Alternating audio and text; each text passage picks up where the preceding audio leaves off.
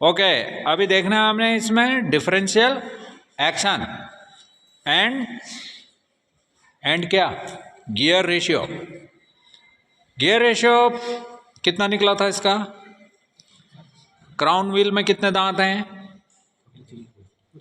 और bevel pinion में कितना निकला गियर रेशियो? 5.37:1। मतलब क्या हुआ कि 5.37 चक्कर जब प्रोपेलर शाफ्ट घूमेगी तब ये पहिया एक चक्कर घूमेगा। ये राइट साइड के डिफरेंस एक्सल पे निशान लगा दिया है। इसी तरह से मेरे राइट साइड का, परंतु गाड़ी का कौन सा है? गाड़ी का ये लेफ्ट साइड है और वो राइट साइड है। ये दोनों निशान देख लो। ले, अब मैं यहां से यहां के चक्कर देखना कि ये कितने चक्कर चल रही है। एक,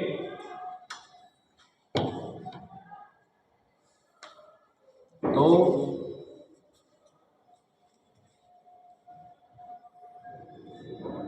तीन, आप दिखा रहे जहाँ पर पूरे वाले चक्कर, चार, ये 5,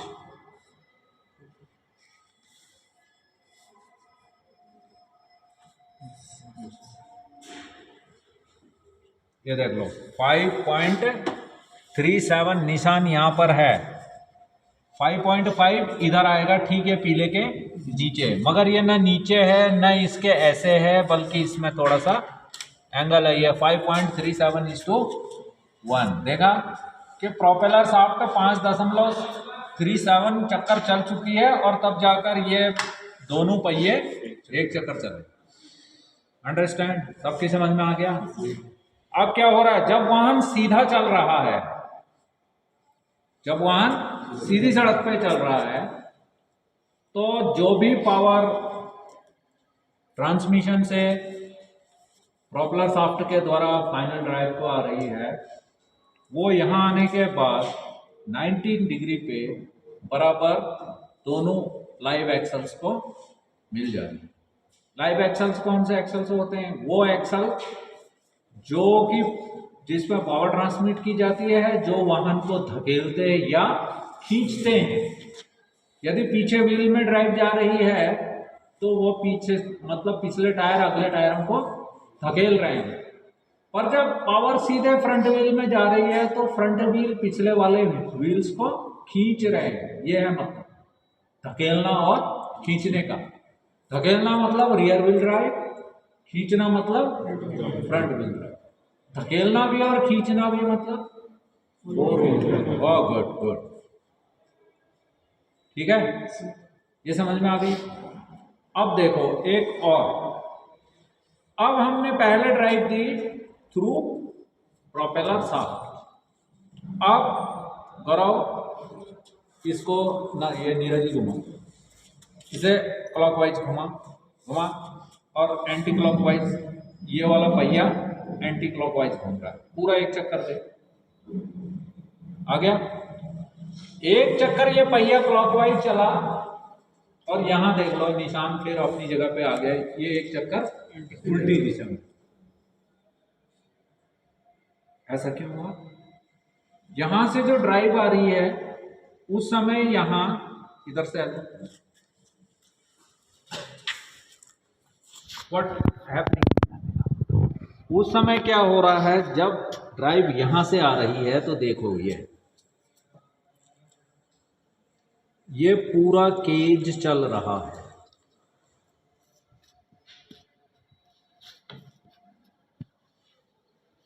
ये पूरा केज चल रहा है। ये सन पिनियन है, ये दोनों सन पिनियन है और यहां पर स्टार पिनियन है। ये स्टार जूम इन करके दिखा,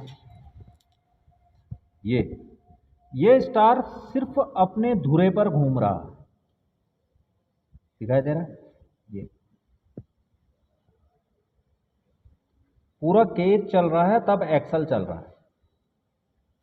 आ रही बात समझ में?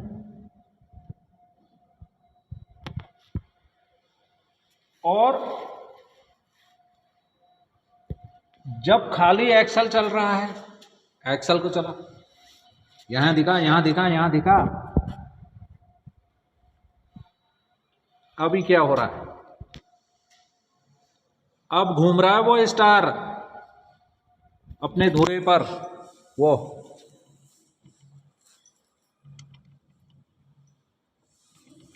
एक मिनट रुक जा नीरज, स्क्रू ड्राइवर ला।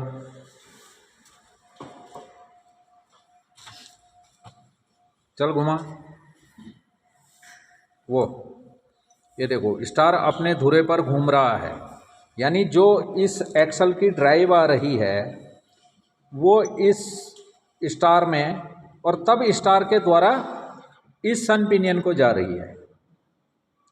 समझ में आ रही है बात? और टाइम पर जब हम प्रोपेलर शाफ्ट को घुमा रहे हैं तो उस समय ये पूरा का पूरा केज घूम रहा है, तब एक्सल घूम रहे हैं।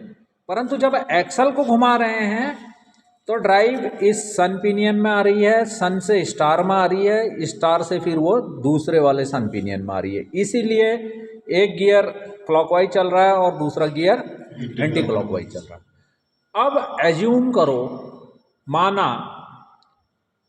माना और हमने क्या देखा कि एक चक्कर हम राइट वाले पहिए को क्लॉकवाइज चला रहे तो लेफ्ट वाला पहिया एंटी क्लॉकवाइज चल जा रहा, जब पहिए को चला रहे यानी जब एक्सल को चला रहे तब। ठीक है, अब एज्यूम करो कि ये वाहन राइट टर्न कर रहा है, पावर ऐसे आ रही है और ये वाहन दाहिनी तरफ को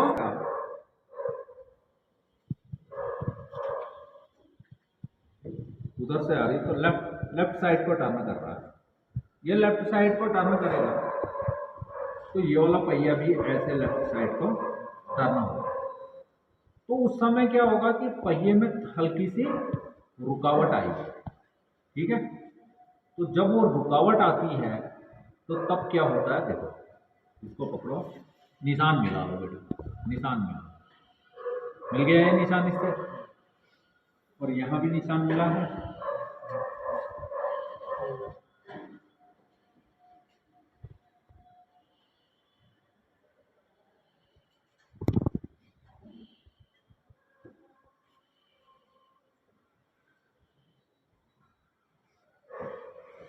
ठीक है, अब ये पहिया टर्न हो गया तो इसमें एक रुकावट आ गई।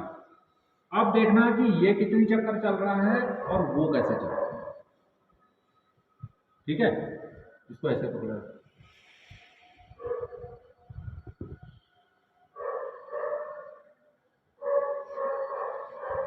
एक चक्कर, दो चक्कर, तीन चक्कर,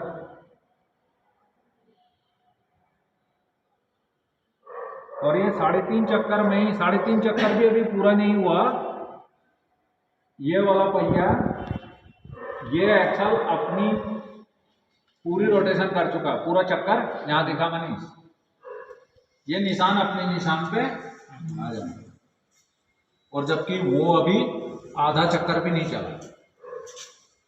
ये सब दिखाने का कारण क्या है? This is the differential action. मान लिया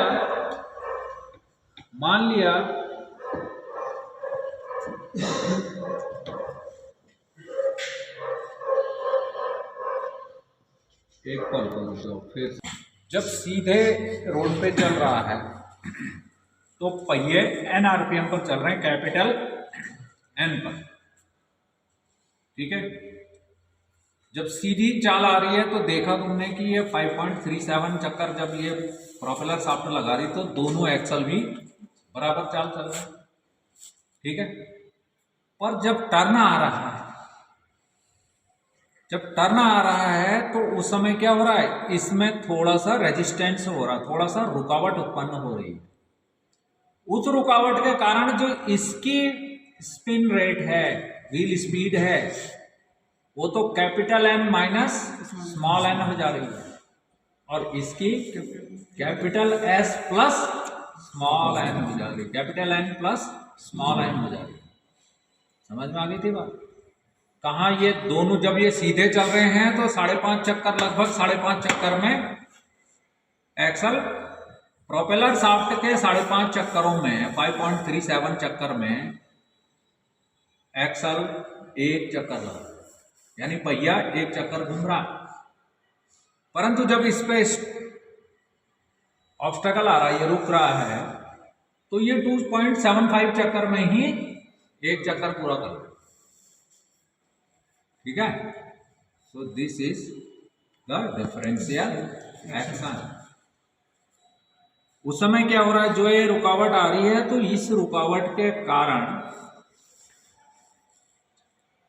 इसको तो कम आरपीएम मिल रहे हैं, वो अपने धुरे पर घूमता चला जा रहा है, तो वो स्टार इसको तो उल्टा घुमाने की कोशिश कर रहा है और ये वाले की गति बढ़ जा रही है। सेम होता है एक और, देखो कि मान लिया ये वाला पहिया, ये निशान मैंने लगा रखा है 1 और 2, ये पहिया फंस गया।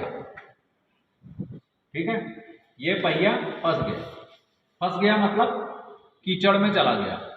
तो जब भी देखते हो कहीं कीचड़ में गाड़ी का पहिया फंस जाता है तो उसका एक टायर बहुत तेजी के साथ रोटेशन करने लगता है, बहुत तेजी से, और दूसरा वाला हिल भी नहीं सकता।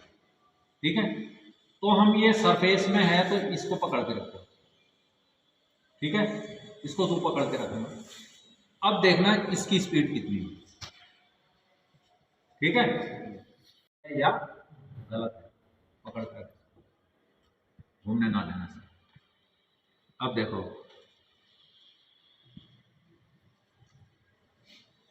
एक चक्कर,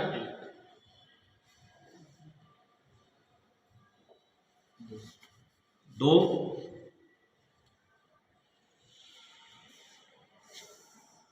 और ये 2.75 चक्कर के चलने पर ही इसने एक राउंड लगा दिया। समझ गए? जब भी कोई पहिया कीचड़ में फंस जाता है तो उस फंसे हुए पहिए के जो स्पिन रेट होता है वो डबल हो जाता है। समझ में आ गई? कहाँ ये 5.37 में एक चक्कर लगा रहा था, अब 2.5 से यानी 2.7 और 2.665 के आसपास ही ये एक चक्कर लगाने लगे, जस्ट आधा हो गया, यानी उसकी स्पीड डबल हो गई। आगे बात समझ? This is the differential action. अब क्लियर हो गया? Gear ratio, how it works on the turns. जब ये सीधी चलती है तो उसमें जो भी पावर आ रही है वो इन दोनों एक्सल हाफ शाफ्ट्स को 50-50 डिवाइड हो जा रही है 90 डिग्री में। बराबर स्पीड है दोनों की। ये 5.37 चल रहा है, दोनों एक चक्कर चल रहे हैं। पर जैसे ही ऑब्स्टेकल आ रहा है, रुकावट आ रही है, तो जो बाहर वाला पहिया जो फ्री रोटेट कर रहा है, इसकी रोटेशन इस वाले पहिए के सन पिनियन को रोक दे रहा है, इसे एंटी क्लॉकवाइज चलाने की कोशिश कर रहा है। समझ में आई बात? इसीलिए मैंने पहले तुम्हें एक ही एक्सल को चलाने के लिए बोला। एक बार ड्राइव आ रही है यहां से, दूसरी बार ड्राइव आ रही है पहिए से। तो जब हमने पहिए को घुमाया क्लॉकवाइज तो उसका जोड़ी पहिया जो है वो एंटी क्लॉकवाइज घूमा। समझ में आ गई?